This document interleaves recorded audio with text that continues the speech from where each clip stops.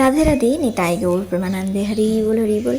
তো আজকের ছুটির দিনে একটু ভিডিওটা শ্যুট করেছি। আমাদের কানাইশোনার চ্যানেলে আপনাদের সবাইকে স্বাগত জানিয়ে ভিডিও শুরু করলাম। জানেন তো, ছুটির দিন হলেই আমরা কানাইশোনার সমস্ত ড্রেস পরিষ্কার করি।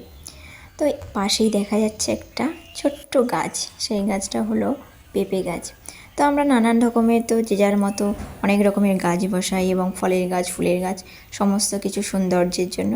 কিন্তু গাছের প্রথম ফল, প্রথম ফুল কিন্তু ভগবানকে অর্পণ করতে হয়। প্রথম কেন, আমরা যে সমস্ত ভক্তরা নানান রকমের সবজি চাষ করি, সমস্ত কিছু আমরা ভগবানকে সেবা দিই, তবে আমরা সেটা প্রসাদ হিসেবে গ্রহণ করি।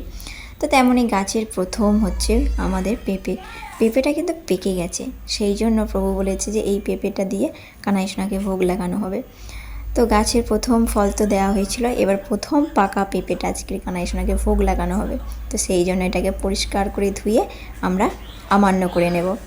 তো ব্যাস, এটা ভোগ নামানো হয়ে গেছে। এটা হলো কানাইশোনাকে সেই পেঁপেটা ভোগ লাগানো হয়েছে বিকেলবেলা, তার সাথে একটু ডালিম রয়েছে।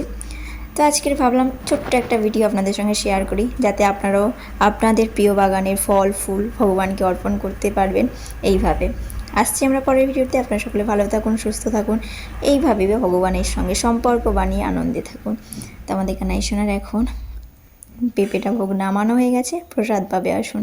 জয় মহাপ্রসাদ কি।